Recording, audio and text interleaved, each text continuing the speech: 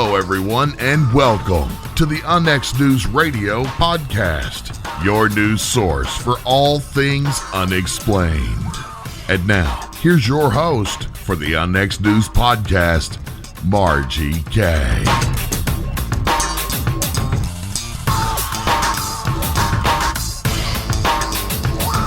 Welcome to Unnext News Radio.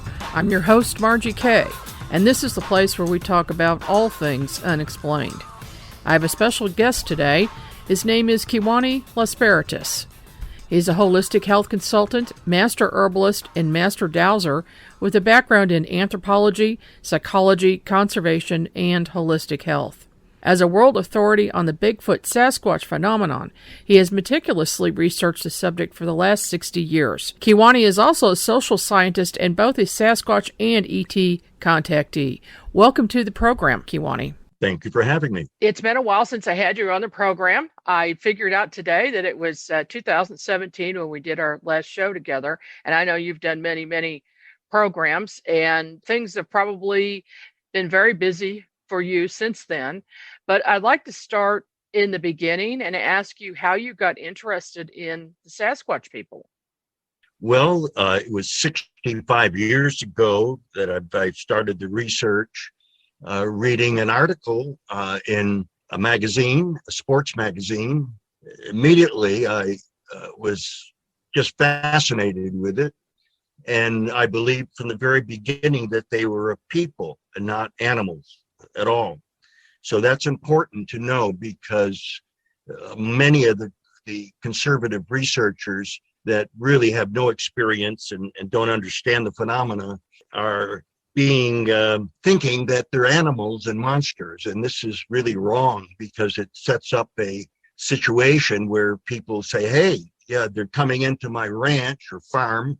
I think I'll get a gun and go out there and see if I can shoot one. So, you know, where my experiences are that they are a people. Over the years, I started having experiences starting in Western Massachusetts, where I was born and raised. And then later, I had an encounter in the Scottish Highlands when I was living in England. And then later, another one in Florida. This is before I understood anything about this, that they were just slowly coming to me, making me aware that they were there, even though it was very perplexing at the time. And it wasn't until September of 1979 when they first started talking to me. And when they did, it was a Sasquatch and an ET at the same time, simultaneously. I wasn't afraid. I was just confused. And especially they were speaking to me with mental telepathy. So every time I thought, it said, well, gee, where is this person speaking to me? And I'm looking around and the ET said, oh, well, right now I'm in another dimension just above you in a UFO, as you people call it. And wow. So I started to learn all these things just from the experience. And that was 42 years ago. So it's been ongoing ever since. Where I live now in Eastern Washington, I live on the side of a mountain in the wilderness, and there's 9 Sasquatch up on the mountain, and they come down every day to check on me. They stay interdimensional because they are interdimensional beings. They told me they have access to 8 different dimensions. So these, as they are interdimensional beings, can they materialize in our dimension anytime they want? Anytime. And they love this dimension, and they love planet Earth. They are the keepers, the spiritual keepers of Mother Earth. And they take it very seriously, and they can communicate with anything on Mother Earth, other animals, different animals, and different even plants and trees. They're very, very evolved as a nature people. And they said that 200 million years ago, that friendly ETs bioengineered them. That's their words, bioengineered. And that they made all different characteristics for them in order to survive in raw nature.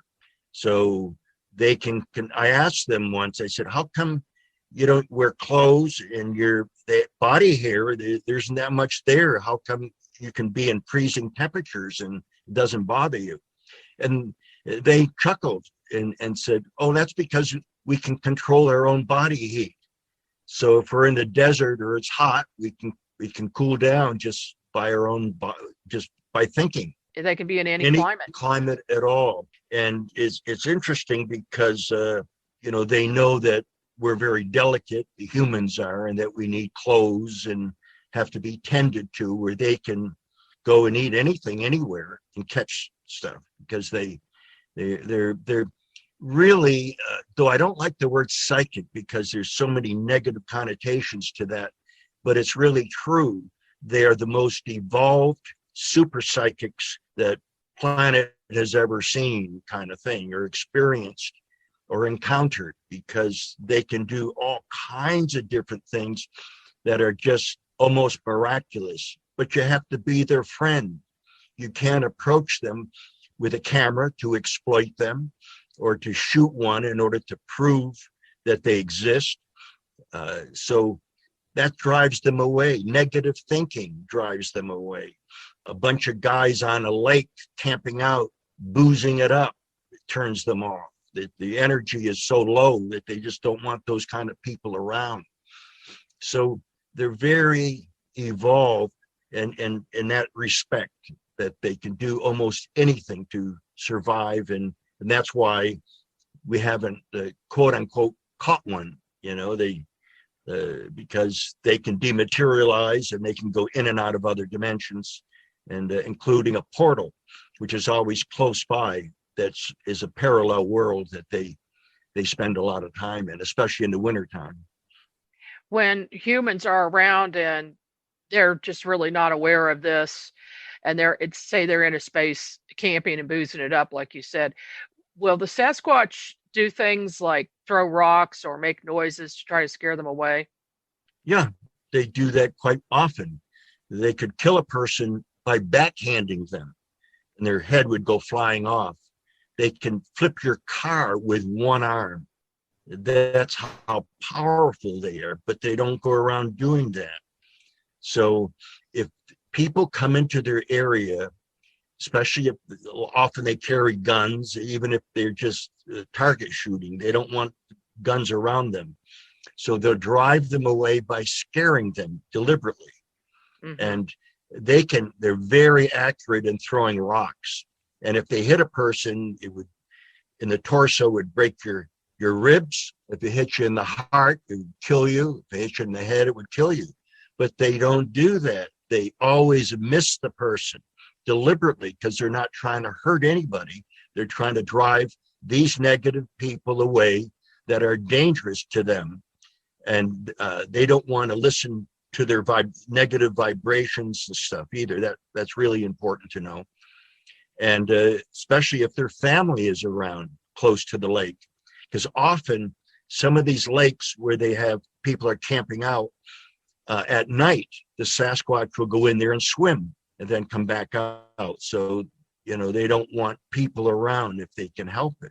They just don't, because they don't trust humans. We've proven to be a very violent race. And from the very beginning, when the pilgrims came, when the Sasquatch stepped out to see who these people were, we'd pull up a gun and shoot and wound them. So the word spread, stay away from these new people that are here. They're crazy. They're violent. They want to kill people. So that's the reputation we've, earned by acting the way we do. And they observed us, how we treated the First Nations people, the Native Americans, how we treated the Afro-American slaves, and how we treated the Chinese when they came over to help with the railroads. We treated all of them as subhumans. And so I want to educate the public in general to stop this nonsense. It's a racial issue. We're going to do this all over again to another race of people. We don't know who they are. Most people don't understand who they are and all this, but we just want to kill them anyway. That doesn't make sense to me. That's psychopathic. It's psychopathic. Are there Sorry. different types of Sasquatch? Yes, they told me that there are 7 different races of their people worldwide. And they said some are small, like around 3.5 and 4 feet tall, like the Menahunis. Some are, they said, around 6 foot, 6.5 foot tall. Then there's some that are the 8 and 10 feet tall. And then there's the super giants that are 15 to 20 feet tall. Now, they're telling me this, but the average researcher, only believes they're about 7 foot tall or 8 foot tall, whatever. They're very, if they haven't had experiences or discussed any of this with the Sasquatch people, then how would they know? They don't. For example, when I went to Hawaii, I made arrangements to have experiences. People are saying, wait a minute, there's no Sasquatch in Hawaii. Well, for them, it's not, because they don't understand. They don't know anything about them in that deep level. Because once you start befriending the Sasquatch, they share information. They refer to me as family, and that's why they're with me 24/7. No matter where I go, they're there. I fly to Florida, fly to Arizona. I don't care where I go, they're waiting for me. The group or clan down there. It's because I devoted myself to the truth. And they know that, and they know I don't back down. Why should I change research just to please the ignorant, just because the ignorant are fearful of these beings? They go out in groups with guns and cameras, and they sit at the edge of their seat because they're fearful of the Sasquatch, even though they want information from them.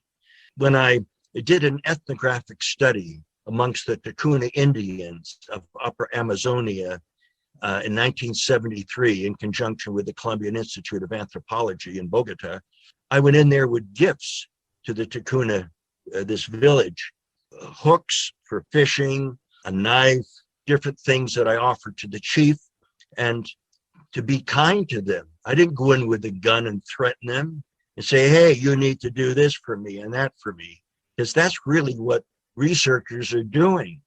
They're thinking this stuff, but the Sasquatch are listening to all their negative tricks and deceptions and stuff. And so they stay away from them. I go out there with an open heart, because the Sasquatch say, walk in unconditional love and trust. And that's what I do. And when I go out, I have lots of experiences in the forest, even though right here in my home, they come in and out of my home every day. So why?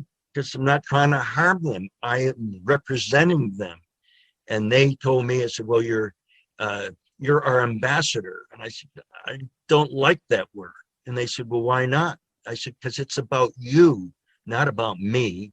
That's too ego.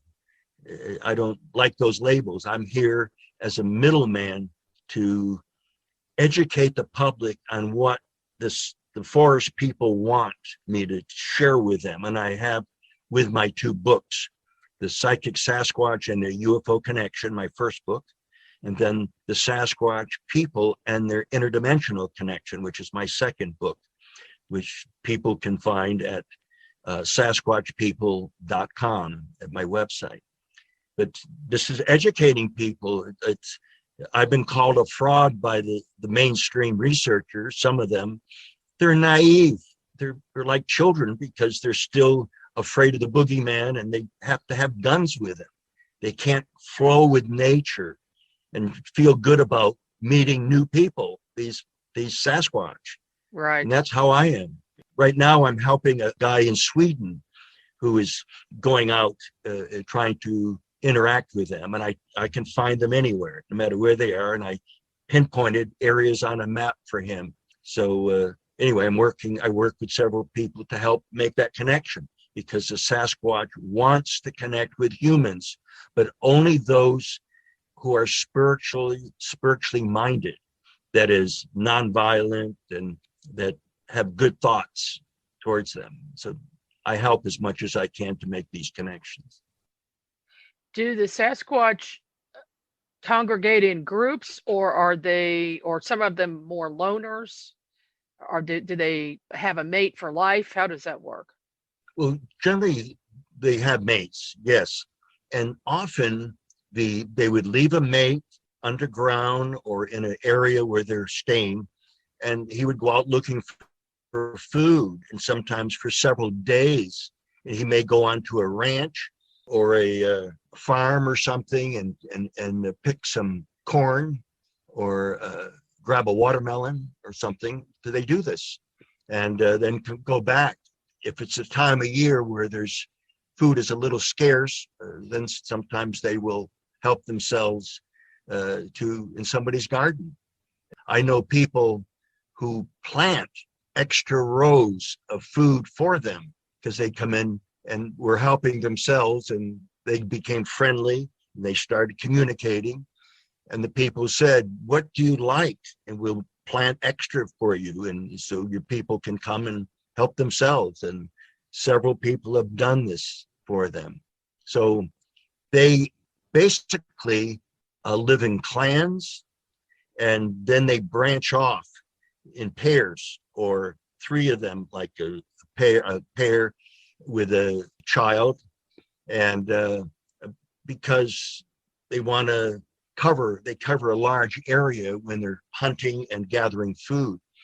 So people say they're loners because they find one Sasquatch coming in, but they're not alone. They're never really alone. So, and they can call in many Sasquatch telepathically if they ever needed to for any reason. So in the wintertime, they gather, just like, it's interesting, just like the Australian Aborigines. They have what they call a corroboree, a gathering of people once a year. And interestingly enough, the clans come together and once a year for 2 or 3 months to discuss what's going on in the world with the crazy humans, how much they're destroying the forest and mining and drilling and all this stuff. And also to help if there was a elderly or something, or a child that was sick, the shaman would be there to help them during the time of 2 or 3 months that they get together. Also, they mate up. If they're ready to, a young man and a young woman, and they eventually, during that time, have a chance to spend time together if they decide they're going to mate up, and that's what they do. So there's places that I know where they do this, but I don't tell anybody. I know where they are underground in numerous areas, in Oklahoma, in Oregon, in Texas, many different places around the country. Need to go to them.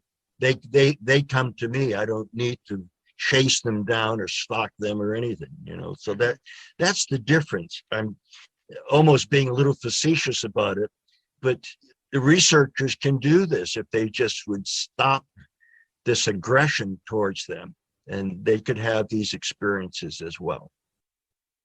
When you travel and you arrive at a new place, the local clan of Sasquatch, they already know you're there. Have they been notified telepathically by another clan? How does that work? Yeah, exactly that, Margie K. They can communicate anywhere in the world to any other race or clan. For example, a woman in Seattle goes every year for 2 to 3 months, every year, to southern Siberia and camps out, and she has friends there and she speaks the language. So she asked me if I would find an area where she could have an experience. I said, send me the maps of 2 or 3 maps of southern Siberia and I'll scan it for you. I found an area where there was a portal and where there was a female almost, which is a Sasquatch type, over there. And I told her where it was. And it was 15 miles off the trail in the middle of nowhere. Wow. And the woman went by herself. She was 60 years old and she was in good shape. And by herself, hiked in there with a backpack. And the first night there, a female almost ran right through her camp. So she saw it plain as day. I did this for her 11,000 miles away. And what the female almost told me that she was there, even though we were 11,000 miles away. They can do it more accurately than I can, but in terms of the telepathy. But this is how it works. Did you contact the Sasquatch telepathically before the woman arrived, or were you map dowsing, or how did you find the spot? Yes. Yeah, through map dowsing. And yes, any place that I find and tune into on a map, they start hearing me, that I'm tuned in there. But they know me. They refer to me as Dream Man. They said because I'm so aware, and because I'm an aware person and so forth, and they said I'm way ahead of my time. So they refer to me as Dream Man. That's their nickname that they gave me, because they're fond of me and because I'm there always helping them and educating people and so forth. Now, there was a woman back in 2006 from Los Angeles that wanted me to find an area for her. So I said I would. So she sent me 3 maps. 2 of them were of the deep forest, and then 1 of them was of the high desert. There were none in the forest at that time, and there were 2 of them in the high desert working with friendly star people, friendly ETs, doing mining work in the high desert. So I marked the place where they were at. Then I marked the place where she was to drive 3/4 of a mile away and camp there. And this was in January, so it was cold, and she brought wood with her and a sleeping bag and everything. I told her she didn't have to hike anywhere, just drive to the trailhead and camp out right there. So she did. I told her about the ETs. Well, she thought I was crazy. She totally dismissed that because it didn't make any sense to her. She didn't believe in that, even though she read my books and stuff. She just wasn't there yet to understand the connection.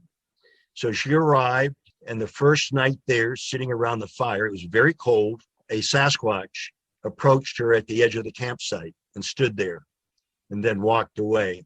So there was no communication, but this is the first time. And these researchers have been out there for 20, 30, 40 years, 50 years, some of them. They found a couple of tracks all that time.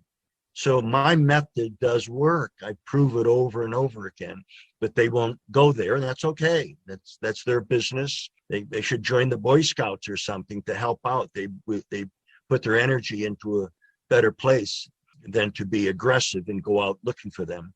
The second night there, she stayed only 2 nights, a Friday night and a Saturday night. She looked down into the valley and she saw a glow where they were mining, where this spaceship was and the ETs. And she saw it raise up and start moving across, coming somewhat towards her. She stood there in awe, she told me. And after it started to go by her, she telepathed to the ship and said, "Oh, why don't you come down and visit me?" It immediately stopped in midair and reversed and started coming towards her. And she said, no, go away. I'm not ready. No, go away. And they stopped again and then continued on their way. Oh my. Because it was very low. It wasn't way up high. They were very low. So she had cell phone service, but not out there. So on the way home, immediately, the first payphone that she came across, she had to run and call me because she couldn't believe all this was happening to her the very first time she went out. And she says, "I didn't believe you that you could find them that easily, but I can find it for anyone that wants to contact me," which is basically Sasquatch people at hotmail.com. It's a hot subject, so Sasquatch people at hotmail.com if anyone's interested in contacting. My That's life's amazing. like a science fiction movie. The only Yeah, difference is it's all for real. it would make a good movie. What are the ETs mining for, and why are the Sasquatch helping them? Okay. I don't know what they're mining for. I really don't. I've never asked when I had the opportunity to. I just never did. Uh, the reason for that is because the Sasquatch are so unbelievably strong. They're huge. They're so powerful. Like I said, if they backhanded a person, your head would go flying off. So they can flip your car with one arm. So that's pretty strong. So they can lift huge boulders and stuff, whatever they're mining, and they work together. It's like an exchange. And when the ETs go back to their planet, and which they dimension hop, they go through different portals, different vortices to go here, there, and they could maybe travel 20 light years in an hour or 3 hours, depending on the portals that are open at that time, that are synchronized, where they could go from one part of the universe to another just like that. And that's why people say, oh, ETs aren't real, because how could they ever get here when the closest, they're too far away? We're naive. How would we know what they do? Well, I just told you what they do. Mm-hmm. That's precisely what they do. So it's a piece of cake to them, plus a piece of pie. There's nothing to it. Where us, we are so unevolved compared to them. I mean, if the Sasquatch were genetically engineered 200 million years ago, what does that tell you about us? They're magical. They're almost like magic in what they can do, just with their minds compared to us. We can do that if we would let go and stop worshiping materialism. Capitalism is kind of a political cancer. It spreads all over the planet, and everybody wants a piece of it. So a lot of your that I can see, because I've lived and traveled all over the world, that these leaders of these countries they want a couple of Cadillacs or a Rolls Royces, and some of them have a whole several garages just loaded with these cars. For what? They only need one car. So materialism again, they caught up in all that stuff, and they forget that there is a non-physical world out there that we've only peeked into maybe 1 or 2% of what's going on in the universe. The rest is in other dimensions. And I believe it was Tesla that said, I'm going to paraphrase him, if science would only focus on non-physical reality, they would learn more in a decade than they have in the last 2 centuries. I think a lot of scientists are now becoming aware of that, because they do talk about telepathy and quantum telepathy, and how this is actually scientific rather than a mystical thing. Even though it is mystical, it's all of that, but it is reality. You said something earlier that made me wonder, if the Sasquatch are so massive and so strong, could they possibly have been the ones responsible for building some of these megalithic structures around the planet? Precisely. Keep in mind, there's 2 different giants that were on this earth, because I asked them about this. I asked the Sasquatch, and I said, here's how I did it. I said, the Biloxi River in Biloxi, Texas, has these 24-inch footprints in limestone right beside dinosaur tracks. The university scientists won't go down there and look at them. How subjective is that? They're not scientists. Those people that wouldn't go down and look at, they're not scientists. Indeed. They're making believe. It's just a label they label themselves, because any scientist would want to go down there and measure and see this whole thing. They said, no, somebody chiseled them out, because there couldn't be a human track during the time of the dinosaur. But there was. I asked them, I said, was that you and your people 65 million years ago that made these tracks beside dinosaur tracks? Or was it the hairless giants? They said, no, that was our people. The hairless giants came much later. And then your people came later than that, okay? And I said, well, when? And they said, well, when the friendly ETs genetically engineered your people. This is what they're talking about. So they genetically engineered these hairless giants that ended up in fairy stories, right? When you're a child, Jack the Giant Killer or Jack and the Beanstalk and all this stuff. However, a female shaman that's an ancient one, and ancient ones have human faces.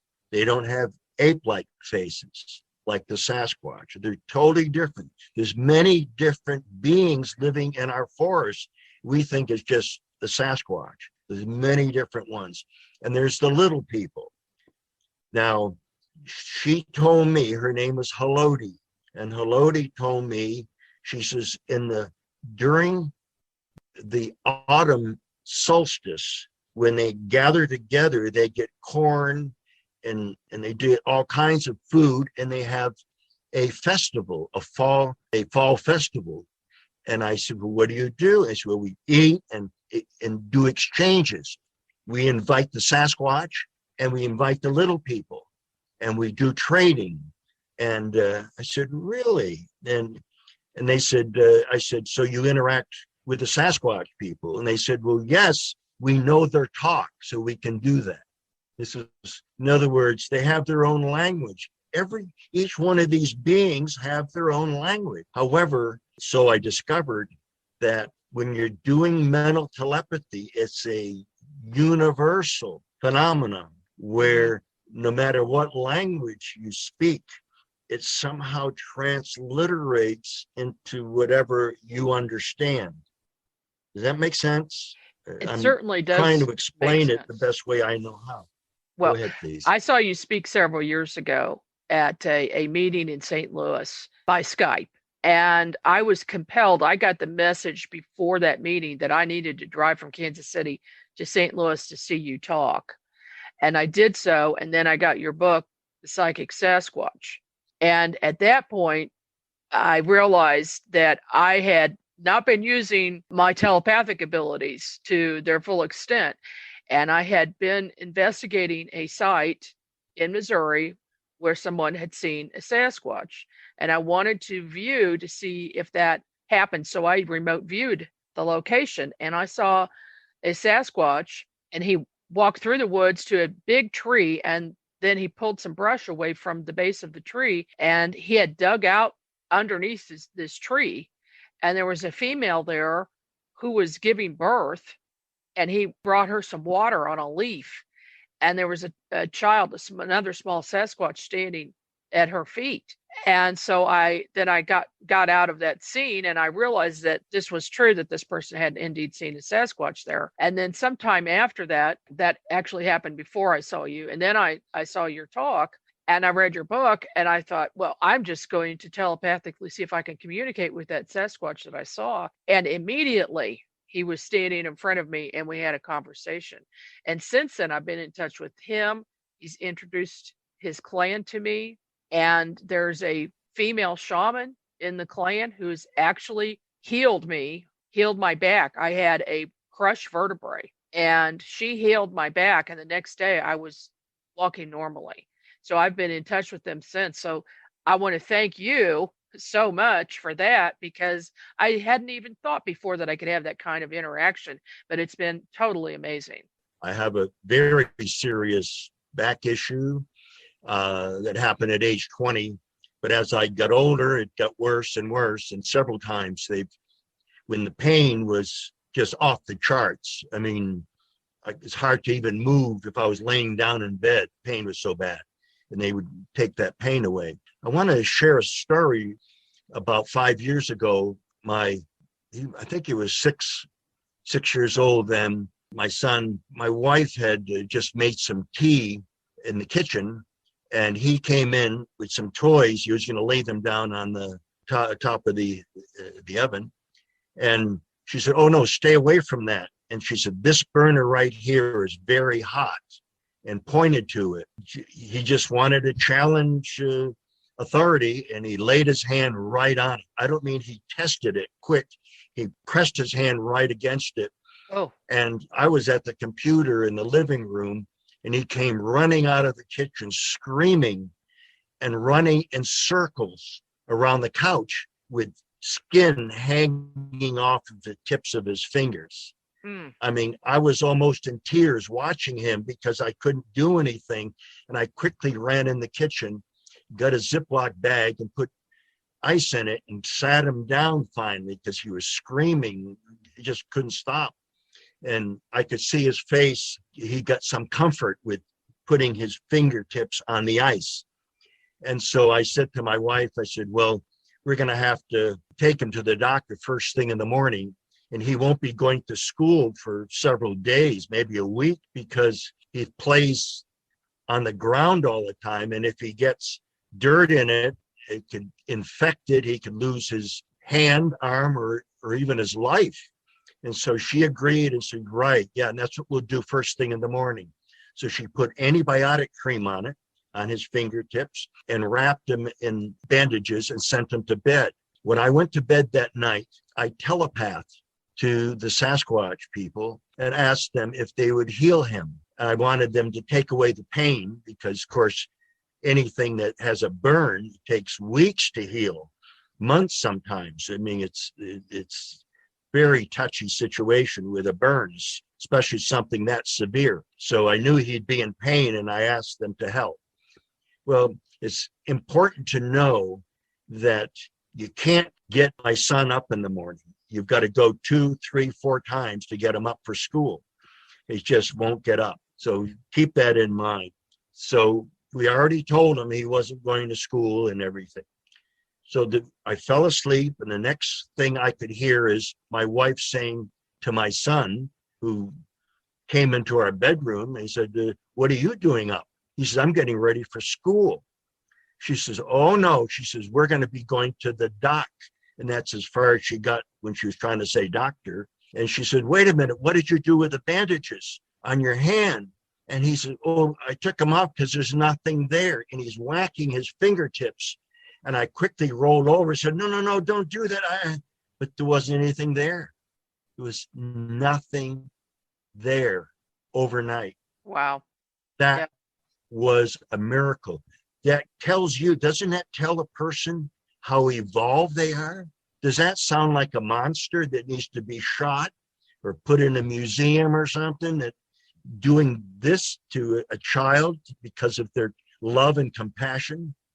People need to think this thing through, especially the researchers that are on a hunt, and those people that like to make horror movies and give the Sasquatch a bad reputation, because people believe in that crap when they go to a horror movie. So I'm doing the opposite. And there are a few angry Sasquatch out there that are been wounded, and their mates have been wounded and stuff, and they no longer are part of the main clan because they're upset that they gave me and a few other people so much information, especially me, in my books. He says, they shouldn't have done that. So they're upset, and they go, and they'll drive a person away. They're angry with humans as well. So there's a few of them out there that are like that. They're not killers like some people think. I need to address this, what David Paulides is doing. He is an excellent researcher, and he's done a lot of fine work about missing people, missing 411. Mm-hmm. But these are not regular Sasquatch that are doing this. Here's what's really going on. The evil ETs have kidnapped a Sasquatch. No one will ever see him again. And they take their DNA, then they take DNA from some other beings from other planets, and they create a monster type of a being deliberately to blame the Sasquatch so we will stay away from them. when the Sasquatch really want to help humanity at this time right now, because our planet Earth is dying. It's dying right now. Fukushima also didn't do us any favors releasing all that into the oceans, all the nuclear waste, but they've been doing that now for 10 years. And guess what? They're also releasing it all into the air. Bad news for the planet. This is horrible. We were so immature and undeveloped in this area of nuclear science that we don't know what we're doing. So we are slowly destroying the planet, and the Sasquatch and other beings here are angry with us. So, but not angry enough that they go out and kill people. So these evil ETs have produced a being that can kill a Sasquatch even. Oh my. Wow, that's heavy. So they can do all this stuff, and those are the ones that can walk up. There can be 3 people walking down a trail in the middle of the wilderness, and they can walk up and be invisible and walk right up to them. And the person that's walking behind the other 2, they can cloak and grab into another dimension and suck them right in. And you turn around to say something to your friend or family, and all of a sudden they're gone, and they'll never see them again either, because that evil being is taking them. And this is what's going on in a lot of these national parks. And Sasquatch is being blamed for it by some people when it's not true. So this is very confusing, and that's exactly what the evil ETs want. Keep in mind, there's the good, bad, and the indifferent everywhere in the universe. And there's only a couple evil races here. There's many different friendly races that are all over this planet, that are inside of extinct volcanoes, in deep water lakes, and in the oceans. There are bases, ET bases of all different kinds of races. They've been here for millions of years. It's nothing new. This is what the Sasquatch said. So you may ask, well, wait a minute, why don't the good ETs get rid of the bad guys? Right. Karma. They have emphasized, both to me, the ETs and the Sasquatch have told me about karma and said, that's the reason we don't want any bad karma gets. There's ways to do this, but they have to be patient and wait things out and do things differently than outright attack them. So, and they're doing that to weaken and drive the evil ones away. But I don't know where they're at in all of this stuff, but it's happening right here on this planet. And we are so naive. I think the government knows a lot of this stuff, but the average person does not. Sure. I'm working with another investigator in South Missouri, where there's a farm, a family, and there's several farms close by, and they have been having some serious issues with Sasquatch, and they got very aggressive with them. They started tearing down the features that they've built in the forest. They started shooting just wildly into the forest, and they live right next to the Mark Twain National Forest. And so then they started having problems with the Sasquatch. And one day they looked out in their field, and there was a pile of like 12 to 14 deer carcasses. And after a few days of them rotting, they disappeared the next day after that. They've had 2 UFO landings in their field.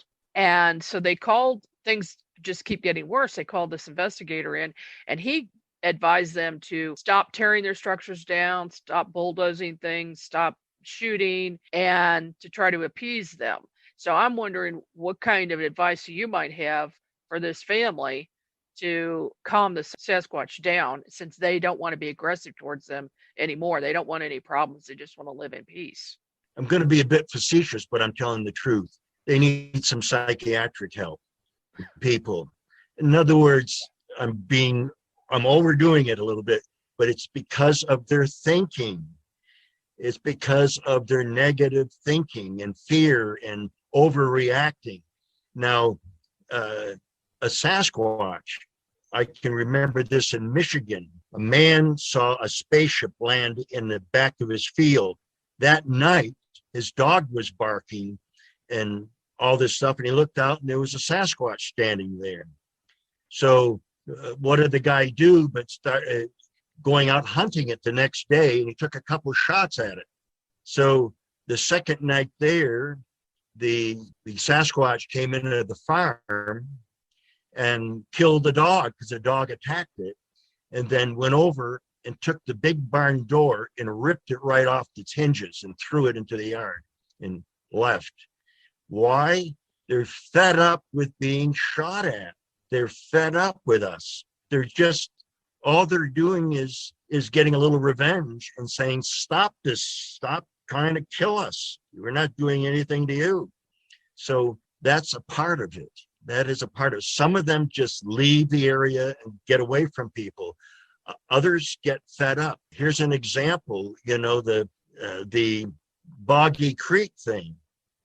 Those two couples in this isolated farmhouse that they were in, the first thing they did is grab their guns, get out on the porch, and they shot it. They wounded it. The next night it came back and killed all the rabbits that were in their cage. That was their way of getting back at them. They were fed up with being shot at. So we've got a bad reputation. For people like that, they need to stop trying to harm them back and start either leaving food for them and start thinking. See, their thinking will upset a Sasquatch. Negative thinking. That's how sensitive they are, especially if these people have been thinking, boy, I hope one steps out so I could kill him. They're going to murder another human being. They're a different type of human, but they're still human.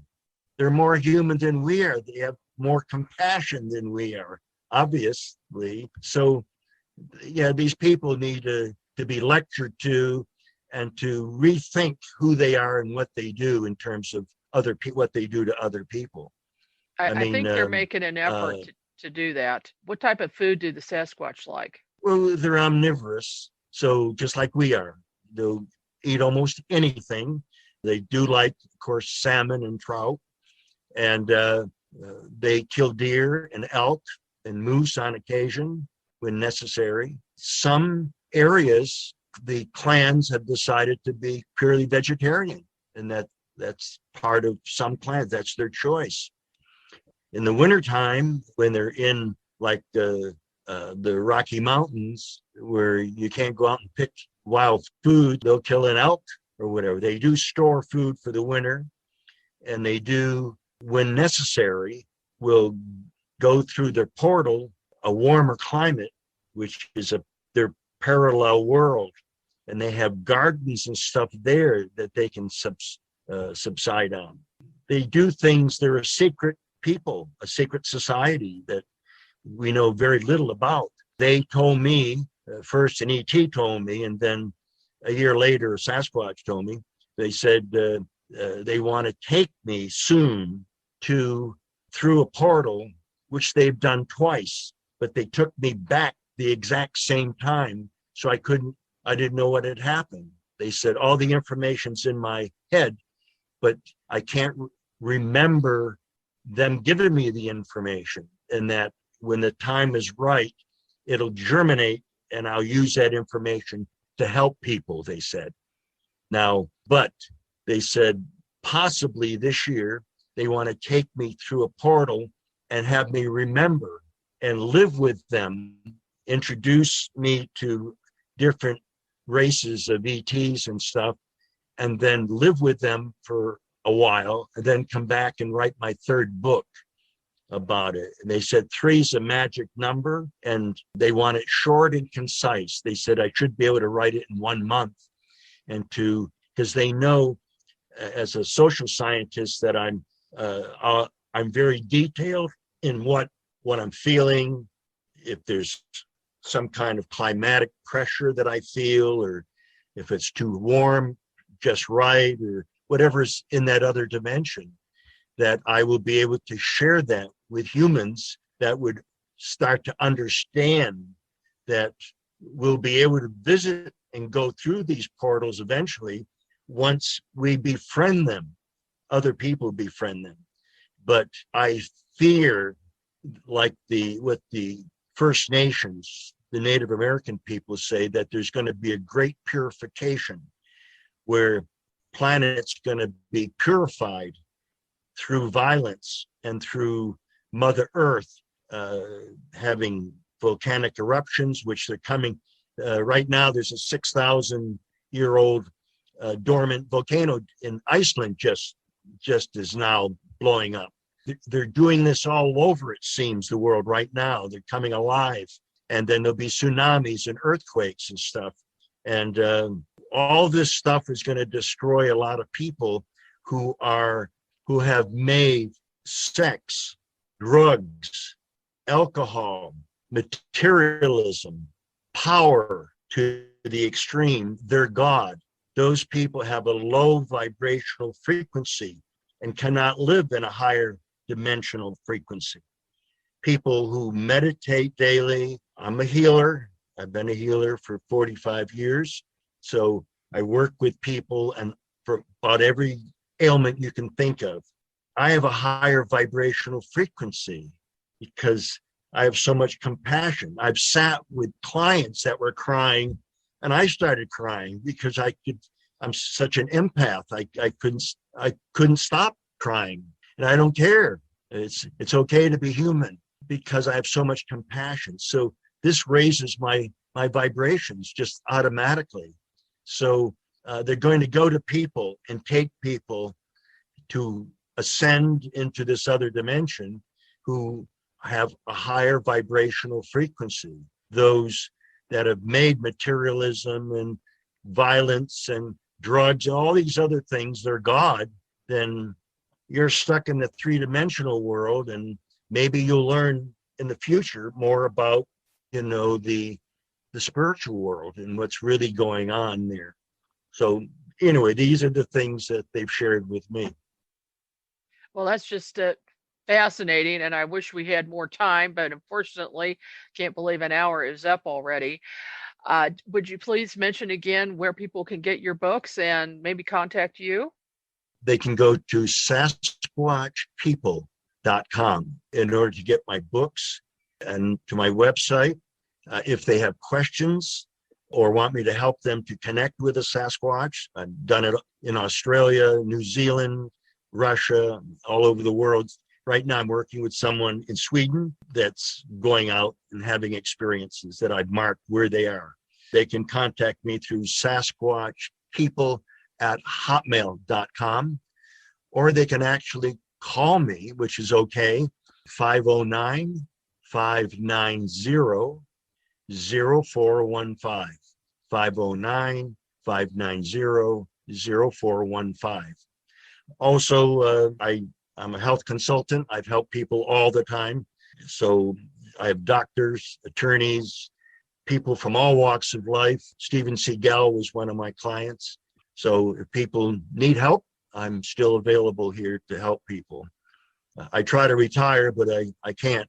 I just love what I do, and I enjoy people. And it's, occasionally a few people a month, a couple people here and there, and I've changed their lives, and that's part of my job here and my mission.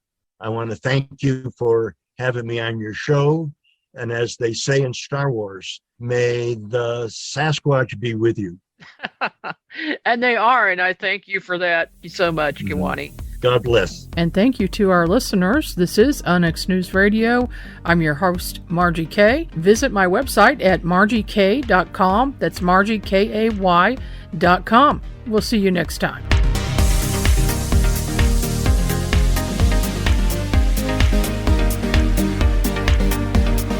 You've been listening to the Onyx News Podcast with Margie K. Any rebroadcast or duplication of this program or its content without express written permission from Margie K. is strictly prohibited. The Onyx News Podcast, in direct cooperation with the internet website margiek.com.